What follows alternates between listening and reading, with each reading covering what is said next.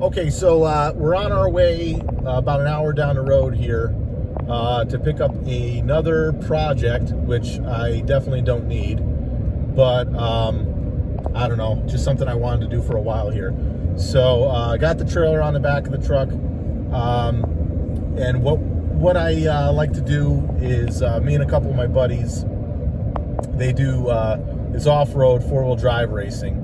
And for those who aren't familiar with it, like probably the closest way I could describe it is it's almost similar to like kind of like going to see a Tuff truck competition like at a fair, except so it's an obstacle course like that, except it's probably not quite as bad. It's not designed to destroy your vehicle and get everybody excited. But we'll pick it up and hopefully we can record it. Once we get it loaded on a trailer, we'll look it over pretty good, and then I'll explain to you what actually the plan is for it, because I don't want to stick with the engine that's in it.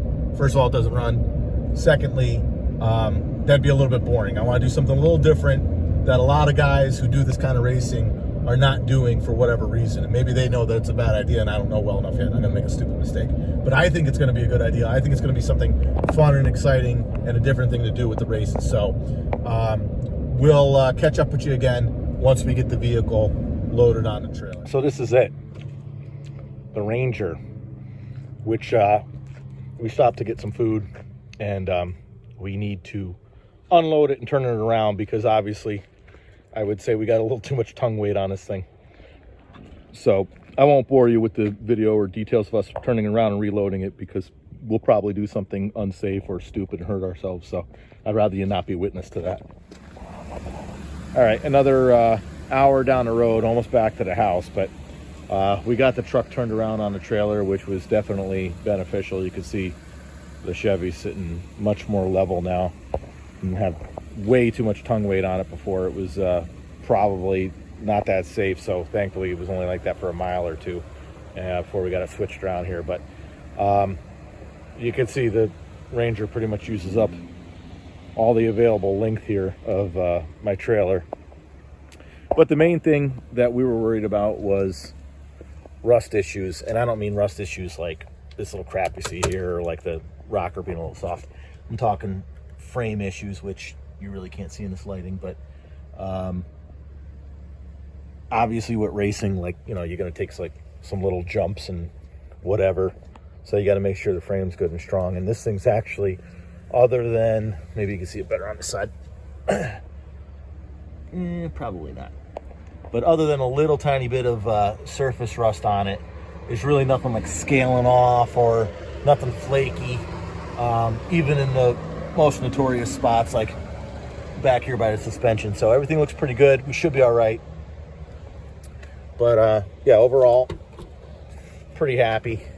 I think it'll do just fine. The seat's already out of it, so we're good there, because we got to get a roll cage in it, get the glass out of it. Get a couple racing buckets in here, or at least one.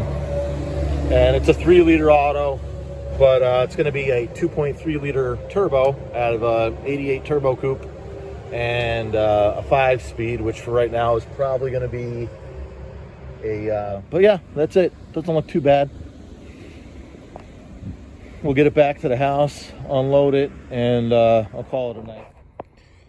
All right, relay checks out good, fuse checks out good, ground wire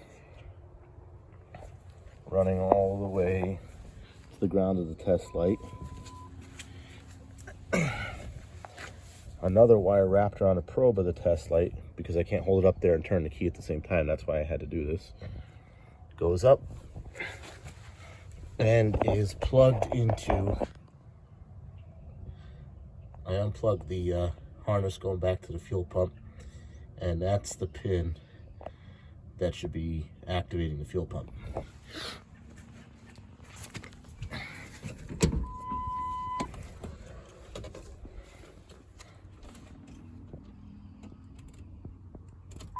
Key on, it lights up for like 2 seconds, like the prime, goes out.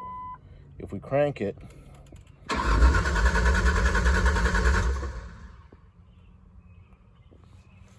so power's getting all the way back to the pump.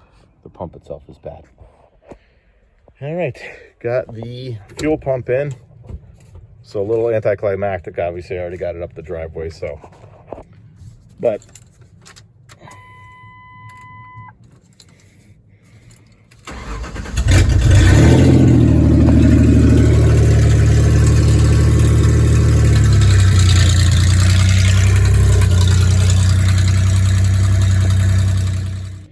all right, and here is the Ranger that I was talking about. I'm pretty sure I would have already recorded some other stuff, and you probably already saw it at the intro of the video, but quick recap on it. It's a 99 extended cab Ranger. It's just the 3-liter automatic. Got some rust with the rockers and whatnot, but the frame is nice and solid, and I got it for a really good deal. I think I paid, no, I know for a fact I paid $500 for it, so can't complain about that. There's a bunch of crap here in the back because I've already gone through the trouble of stripping all the interior out of it. And when I say all the interior, still, I got the HVAC system and everything still in here, but everything's pretty much stripped out of it. It now only mildly smells like mouse piss, so that's a big advantage over what it was, because this was noxious when you came in here before. But we got to get going on the roll cage, and we got to get all the glass out. All right, main hoop kind of sort of in. I mean, as you can see, I got the interior pretty much cleaned out. Just got to get rid of some odds and ends here. But the main hoop is down through the holes now, and I purposely left it like 8 inches too long on either side so that I can bring it up to the height I want, get it set, bend up the A-pillar bars, and we'll do the same thing with them, leave them long on the bottom. We will tack it in place, and then we could drop the A-pillar bars and the main hoop down so we can weld it all the way around. We're not running into the ceiling. And once we get it all welded up, we lift it back up to the height that we want it, pretty close to the roof. And once we get that all set, I can get underneath and I can cut it to length and get them welded and guzzeted to the frame.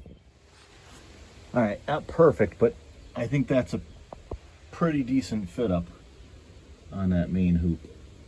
Now, it doesn't match the radius of the roof exactly, of course, but that's because the roof is curved and the bar is straight there. Should be pretty good here, where we got these two bends. That's like approximately a 70 and then a 20.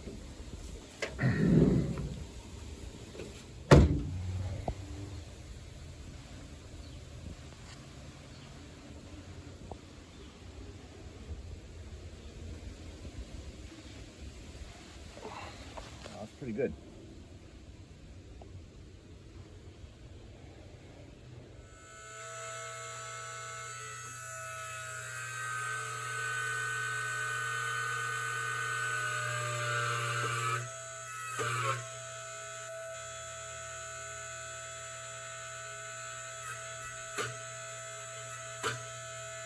There we go.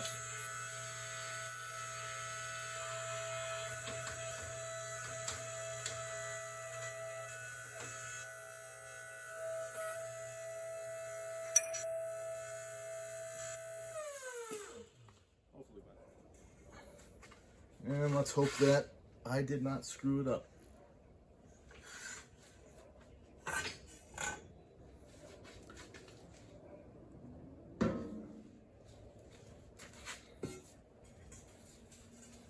Boom. There it is. Is that in the camera shot? Oh, not quite. So yeah, we added 2 more inches of length here, so it can go further in, and then the 45 there, but we're just gonna, there's a greater distance now between that mark and that mark, so the distance between this 45 and that 45 should be a little longer, which should make up for the radius and have it more tucked up inside of the door frame. All right, well, big break today. Didn't get it in as much time as I wanted to, but still, at least got the main hoop in, and the first A pillar is welded in, but I think it looks pretty good.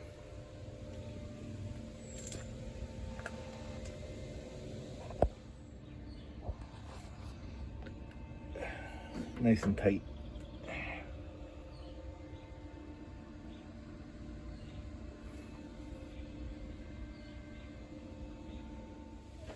All right, let's look at the bed too here. Obviously step side, so it's a fiberglass bed. I took the tailgate off. Tailgate's not in bad shape, especially just for racing purposes, but the bottom of it is kind of rotted out. I mean, it still functions. Might as well just leave it off anyway. Got to get, I think I'm gonna take the bed off. One, I have a busted brake line over the differential that we need to repair. And I could get it in the garage and up on the lift to do that, but it'll be even easier, since I have other reasons to take the bed off anyway. It'll be even easier to take the bed off and then fix the line right here on the ground, since we'll be able to do it from above at that point. I also am probably going to do something different with the fuel tank. I might just use the stock one for now, but we can always obviously add a fuel cell back here. And we got to get some bars mocked up for going from the main hoop and then down into the bed here, down into the frame, which ideally I think are going to go a little bit beyond the differential, obviously to kind of minimize on the flexing. So that's going to be the next step. All right, as you can see, the 265's about an inch taller, but the 265s are not the stock size for the Ranger. These actually are 245, 75/16. But they should be a good tread for what we're doing. There's different schools of thought as to whether you need a tubing notcher or if you hand notch it. And I gotta say that for hand cut notching, like, that actually looks like a pretty good fit up. Obviously it's just being held in there with tension right now. It's not actually welded or anything, but I think that looks pretty good. Only problem is doing like 20 of these, cutting them all by hand is gonna be pretty time consuming, so I think it might be worth the money to get a tubing notcher. All right, got the new tires on it all the way around. And again, you could see power wash this side, but not the other side, as you'll see when we get around there. And I kind of did it on purpose just to see a comparison of how crappy it looked to how less crappy it looks now. I wouldn't say good, just less crappy.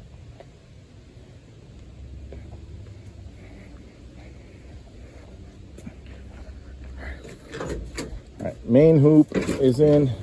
A pillars, I feel like I've said this 1,000 times already in this video, so who knows how I'm going to edit it, but A pillars are in. And that front bar is burnt in. So what's next? I'm not really sure, but nothing down low, because if we put something in down low, then we can't drop the cage any longer, and we can't get over the top of our welds. So I'm thinking maybe one more bar up here. That's gonna, well, we're gonna have another crossbar just like how we have that bar. Another one probably running up near the top here, somewhere in that curve or near the top of the windshield.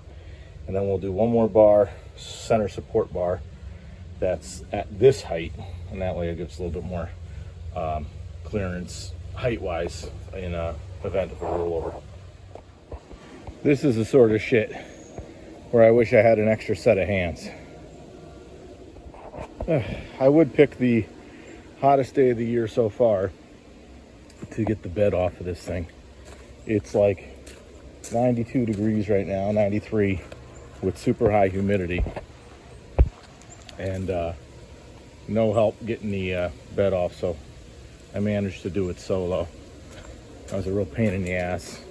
And of course all the bolts were totally seized, so the heads had to be like cut into them with a cutoff wheel and then chiseled off, which was a real pain in the ass. And then of course the actual physical moving of the bed.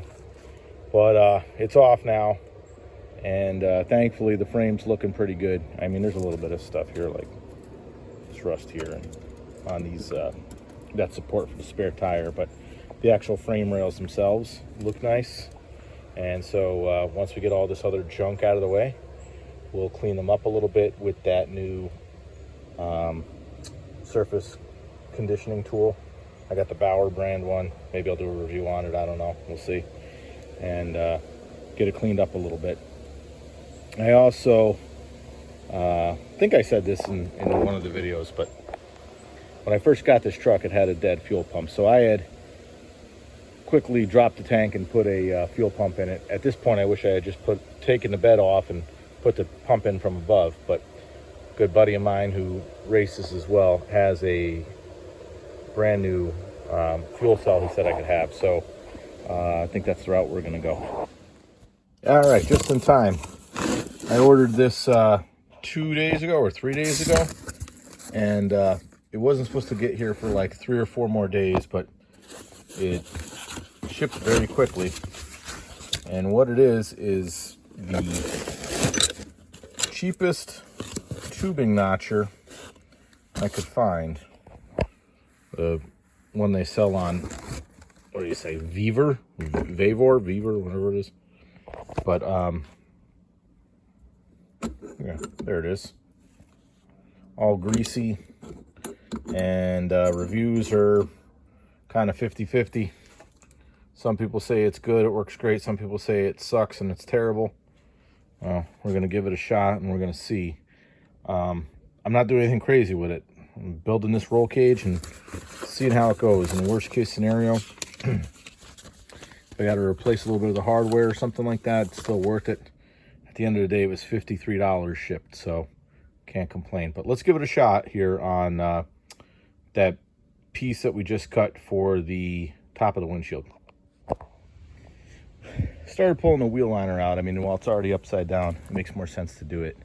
So we're gonna get the wheel liner out, and I think what I'm gonna do is just take the fiberglass bed sides off, and we'll come up with some brackets. Well, like for example, there's one that's stock there. It's already pretty good, but and just get the bed sides mounted. There's really no need to have an actual bed in here. And rather than buy like aftermarket fiberglass fenders for like what you would put on like a trophy truck or that type of a thing, like a Baja or whatever, we'll just use those stock fiberglass fenders. And for now, we'll set them so that they look basically stock location. And that way too, if somewhere down the road, if you put a different axle in the back, I mean, unfortunately from the factory, this is only a 7.5-inch axle, but if you put an 8.8 that's out of a full-size pickup and you got some more track width, you can always just adjust the brackets and actually get that further, you know, you just push the fender out further to line up with the wheel and tire still, and you don't really have to worry about going to aftermarket. My buddy also hooked me up with a, it's a little dirty just from sitting around, but it's a brand new, never used fuel cell here, and it's bigger than I need, but it's you know, more than serve the purpose. And yeah, I mean, and I didn't pay anything for it. He hooked me up with it for free, so that'll be perfect. But let's get this torn apart. We'll get this other wheel liner out, and then we'll work on getting the fenders themselves off. And now that we removed those 5, it removed the bed cap, and you got a couple more of them. 1, 2, 3, 4 more of them. So we'll get those removed, and then we should be able to pull the bed side right off. All right, one more bugger I missed here, right there. And then it should pull right out. Because we already got it out on this side.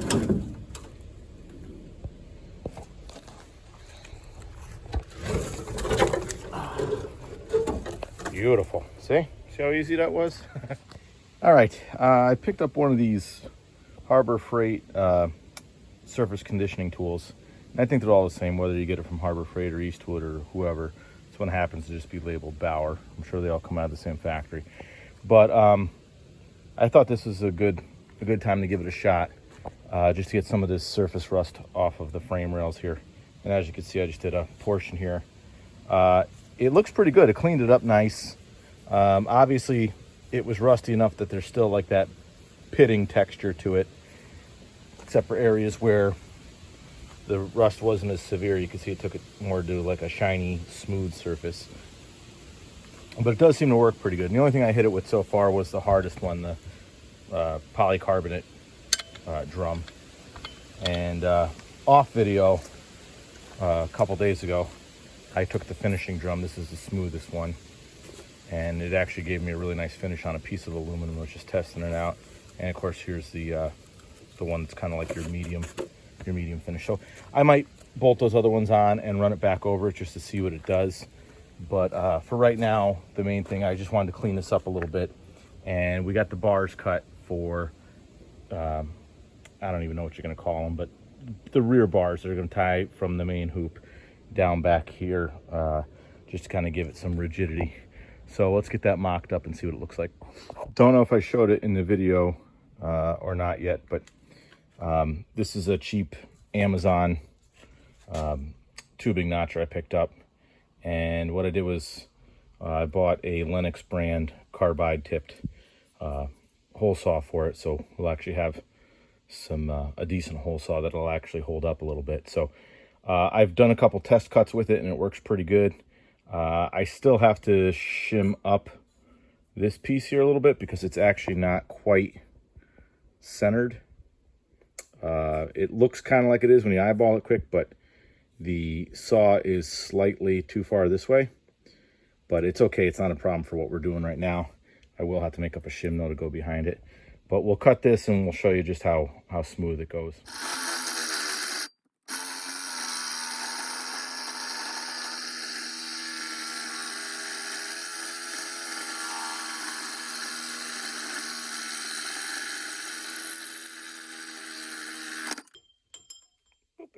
There it is.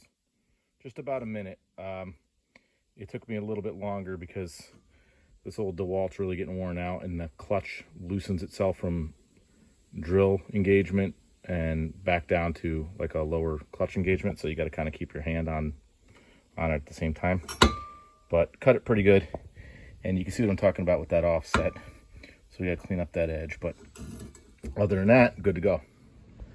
All right, just mocked up here because we need to figure out the angle that it needs to be cut at the bottom here. And I assume I'm probably gonna cut a plate. Well, I'm definitely gonna cut a plate that'll weld onto the tubing, and then the plate will weld onto the frame rail so that it's got a little bit more support here. But still, that angles needs to be figured out. And here it is, where it's notched up here. And I mean, it's not a super tight fit up just because I have it laying there with the clamp, but you can see it'll be pulled a little bit tighter.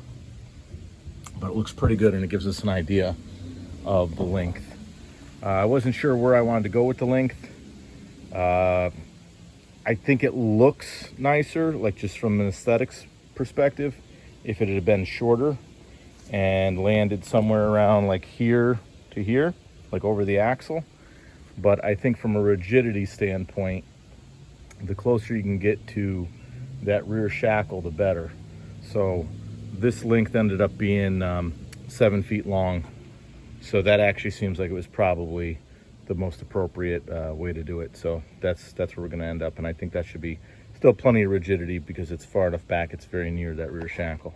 All right, let's see how we're coming along here. I haven't been filming a ton, but it's just been so hard, really limited time out here, but cleaned up in here a little bit, and I got some of these bars just tacked in to place. So the made up this goofy little bracket here for the steering column. The next thing is we're going to get some bars running along the bottom here from this up to the A-pillar there, and that'll give us something to work with to then figure out how we're going to get a seat mount, because we don't want the seat mounted to the floor, we want the seat mounted to the roll cage. So we'll see how we can finagle that. All right, I figure now is as good a time as any to wrap up part 1 of this video. So where are we? Well, the cage is still dropped down a little bit here because I'm finalizing welding these bars in, and then I'll be able to get it back up in the air, elevate it a little bit more, and we'll get it welded underneath with gussets to the frame rails.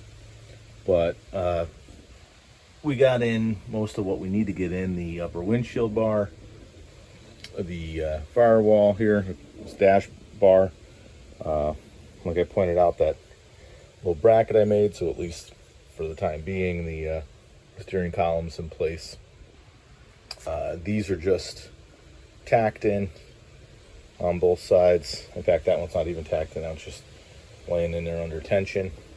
And we got our bottom bar and our harness bar. So we still have to do an X bar here. It's a requirement of the organization. And then here for the seat mount, either a bar is going to run from here straight over there, even if it means notching out the tunnel slightly, or I may bend a 90 that comes out, bends 90, connects here, and then that'll give me something to put some sort of a seat mount on. But one way or another, I need the seat mounted to the cage, not to the body. That's still yet to be determined, but it doesn't change much of anything. It uses about the same material and whatnot, so we'll figure it out. But yeah, I mean, that's where we're at with it. And we'll get the video up here soon. I just got to edit a couple more things, and hopefully it's not too dry. If there's any opinions on what you want more of or less of, or if it's just too much of me rambling, which I know I tend to do, let me know. I don't mind. I don't mind constructive criticism. But yeah, we'll in the second video, we'll have this all wrapped up as far as the cage and getting the seat in it, paint it up hopefully. Second video, I'd like to get the brackets made to hang the fenders of the bed back on here and get the fuel cell mounted. And then we'll get further into discussion about engine options. And I have a couple of options, but there's one that I'm 90% sure with what I'm going for. But we'll get your feedback and we'll figure it out from there. Anyway, thanks for watching. We'll see you next time.